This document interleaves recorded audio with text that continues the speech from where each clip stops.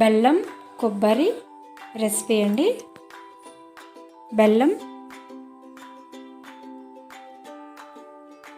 కొబ్బరి ముక్కలు గ్రైండ్ చేసుకోవాలండి. ఇలా మిక్సీలో గ్రైండ్ చేసుకున్నాను నేను. ఇలాగా కొబ్బరి తురుము వస్తుందండి, తురుముకున్నా పర్వాలేదు.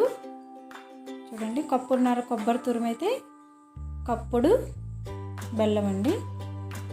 ఇదండి కప్పున్నర కొబ్బరి తురుము తీసుకున్నాను. మనం దేంతో కొలుసుకున్నామో దాంతోనే కప్పున్నర కొబ్బరి తురుము అయితే కప్పుడు బెల్లం తీసుకొని స్టవ్ పై గిన్నె పెట్టుకొని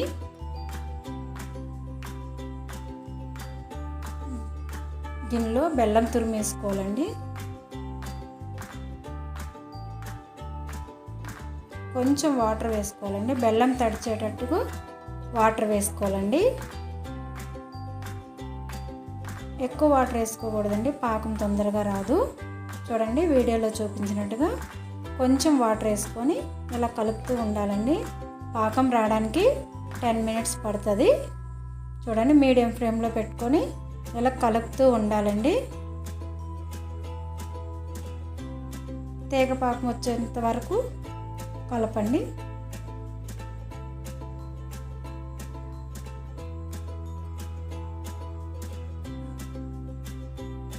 చూడండి, తీగ పాకం వచ్చిందో లేదో ఇలా చూసుకోండి, వీడియోలో చూపించినట్టుగా. చూడండి, తీగ పాకం వచ్చింది. ఇప్పుడు పచ్చి కొబ్బరిని బెల్లం తురుములో వేసుకోవాలండి. వీడియోలో చూపించినట్టుగా పచ్చి కొబ్బరి మొత్తం బెల్లం పాకంలో వేసుకొని ఇలా బాగా కలపాలండి. బాగా కలిపి ఒక 5 మినిట్స్ బాగా ఉడకబెట్టాలండి. రెండు కలిసినట్టుగా దగ్గరికి వచ్చినంత వరకు కలుపుతూ ఉడకబెడుతూ ఉండాలండి. వీడియోలో చూపించినట్టుగా చూడండి. కొంచెం యాలక్ కూడా వేసుకోండి. ఇప్పుడు బాగా కలపండి.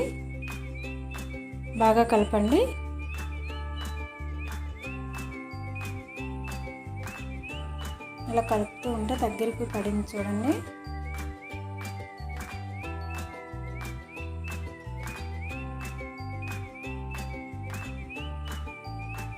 ఇలా దగ్గరికి వచ్చినంత వరకు కొంచెం కలుపుతూ ఉండాలండి, బాగా బాయిల్ అయ్యేంత వరకు.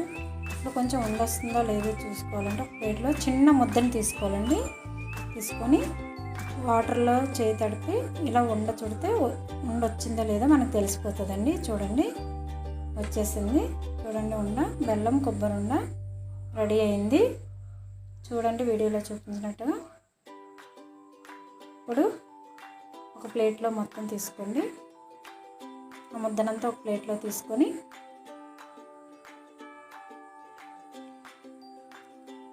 ఒక బౌల్తో కొంచెం వాటర్ పెట్టుకోండి. చేయిని తడుపుతూ ఉండ చుట్టండి. అప్పుడు మీకు ఆ ముద్ద చేతికి అంటకుండా ఉండ మంచిగా వస్తుందండి.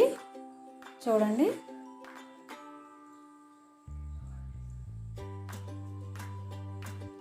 ఇలా ముద్దంతా మీడియం సైజులో ఉండలన్నీ ఇలా చుట్టుకుంటూ పెట్టుకోవాలండి ప్లేట్లో.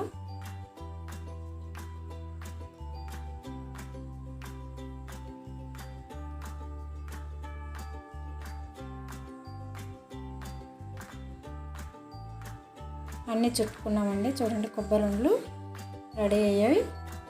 బెల్లం కొబ్బరి ఉండలు పిల్లలకు చాలా మంచిదండి, బలం కూడా.